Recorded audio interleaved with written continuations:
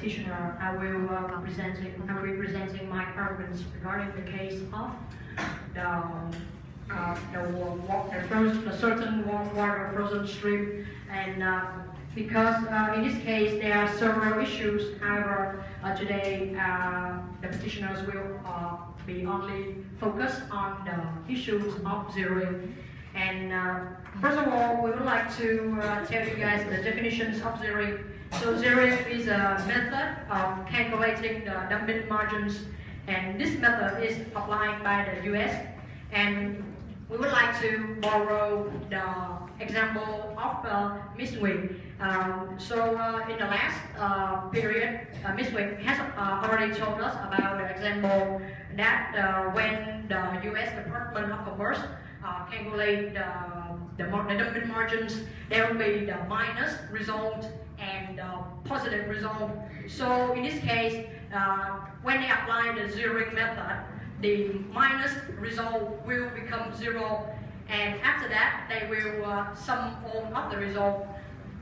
And so in this case, we, the petitioners, request the department to continue to employ the standard methodology in the final determination for the two reasons. The first reason is that the practice of zeroing does not violate the WTO anti-dumping agreement. And the second reason is that the practice of not providing an offset is permissible under the US law. And for the convenience of the audience, the zeroing here is can also be called a practice of not providing an offset. And we will be continuing with our first argument by Phu. So now I will present the first argument. We, the petitioner, hereby emphasize that the WTO decisions are not binding on the United States. First, the CAFC, standing for the Court of Appeal for Federal Circuit, held that the WTO reports are without effect under the US law.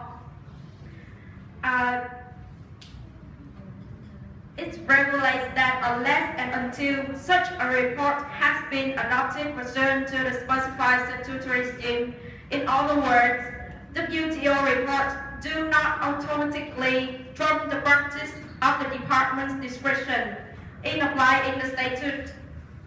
In accordance with 3533F3, in case wishing to apply the WTO report, the U.S.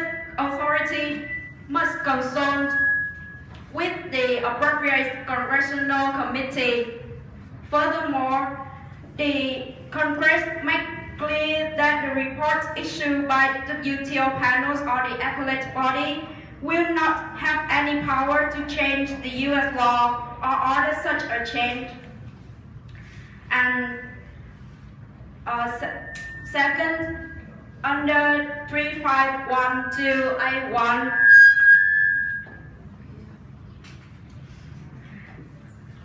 any provision of the Uruguay Round Autonomy Agreement, including the agreement or the application of any such provision that is inconsistent with U.S. law, will have no effect.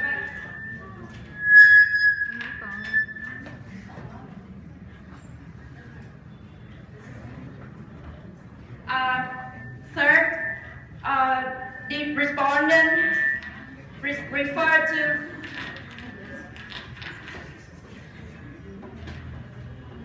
the Thai producer. The respondent referred to the Softwood Lumber decision in order to ask the department to stop using zeroing and change the method. However, the Softwood Lumber decision has not stated the U.S. obligation clearly, as the U.S. and Canada have not yet decided on such a period of time, and that Canada has requested that the issue be decided through binding arbitration. Therefore, this case cannot be applied to force the department to cease using the methodology incorporating the practice of zeroing. For all the reasons stated above, the petitioners come to the conclusion that the department's practice of zeroing does not violate the WTO anti-dumping agreement. And now we will go to the second argument represented by I will present our second argument. The petitioners assert that the practice of not providing an offset is permissible under U.S. law, and the practice was acceptable when calculating the margins in both administrative reviews and investigations. Section 771, subsection 35, paragraph A of the Act defines dumping margin as the amount by which the normal value exceeds the exporting price or constructed exporting price of the subject merchandise. Outside the context of the anti-dumping investigations involving average-to-average comparisons, the department interprets this statutory definition to mean that a dumping margin exists only when the normal value is greater than the exporting price or constructed exporting price. As no dumping margin exists, with respect to sales when normal value is equal to or less than the exporting price or the constructed exporting price. And the department will not permit these non-dumped sales to offset the amount of the dumping found with respect to the other sales. So the CAFC has held that this is a reasonable interpretation of the statute. Therefore, the practice of not providing an offset is permissible under U.S. law. Additionally, the use of this methodology in calculating dumping margin in both administrative reviews and investigation is acceptable. This practice has been upheld by the CIT, which is the Court of International Trade, in two cases. The first one is Boeing Passat, and the second one is Chorus Engineering Steels Ltd versus United States. And moreover, in the case of Chorus 1, after acknowledging that anti-dumping investigations and administrative reviews were different proceedings, the CAFC held that the department's zeroing methodology was equally permissible in either context. In our conclusion, the practice of zeroing still can be applied under U.S. law, and the petitioners request the department to continue apply this methodology.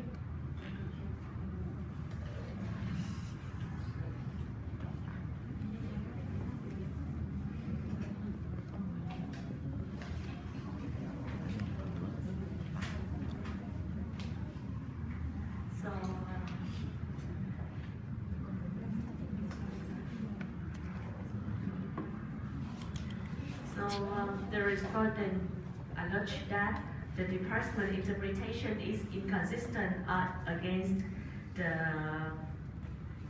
its international obligations under the WTO anti-dumping agreements. However, we agree with the petitioner's opinion that WTO decisions are not binding on the U.S.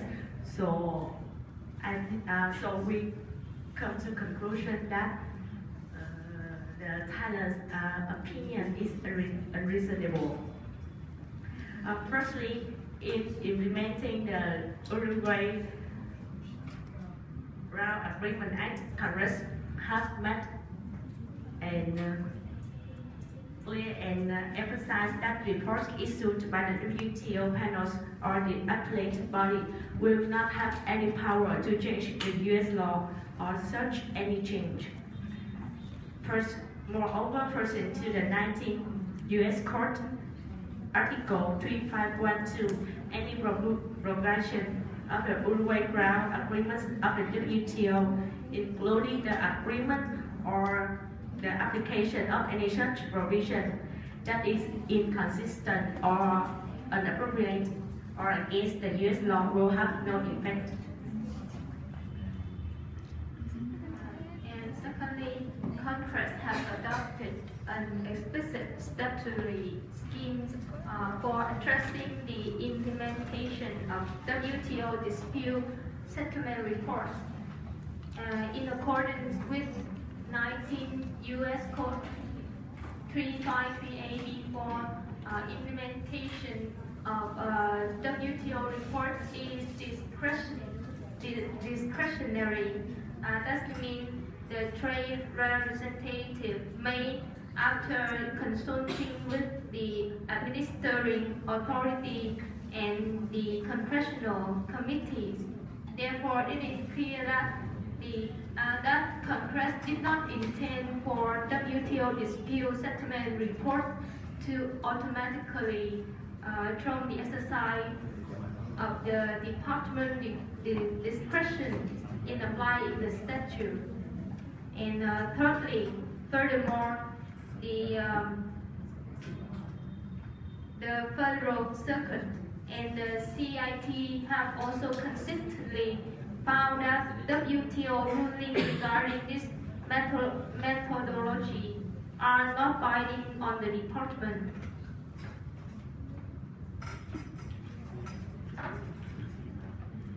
Finally, under the U.S. Code 353, under the U.S. Code 3533, which provide a guidance to the department following the opposing report issued by the WTO, and this article clearly shows that it will be unlawful for the department to change its practice on its own accord. Specifically, I want to refer to the U.S. Code 3533, which is related to the requirement for the agency action in the event of any changes in agency regulations or practice. In any case in which a dispute settlement panel or the appellate body finds in its report that a regulation or practice of a department or agency of the United States is inconsistent with any of the Uruguay round agreement, that regulation or practice may not be amended or otherwise modified in the implementation of the report until some conditions are completed. And you can find out some of the conditions in this article. The next one is the respondents allege that our practice of not offsetting themselves with non-themselves violate U.S. regulations. However, applying zeroing measure is permitted in the U.S. law, very similar to what have been stated by the petitioners pursuant to Article 771.35 Clause A of the Tariff Act. Dumping margin is defined as the amount by which the normal value exceeds the export price or the constructed export price. So it's reasonable to aggregate the dumping margin, such dumping margin, and exclude the negative amounts when calculating the weighted average dumping margin. So from all mentioned above, we not offsetting themselves with non-themselves in the calculation of the overall weighted dumping margin does not infringe either WTO anti-dumping agreements or the U.S. law. So our method should be continuously applied. Okay. Thank you very much for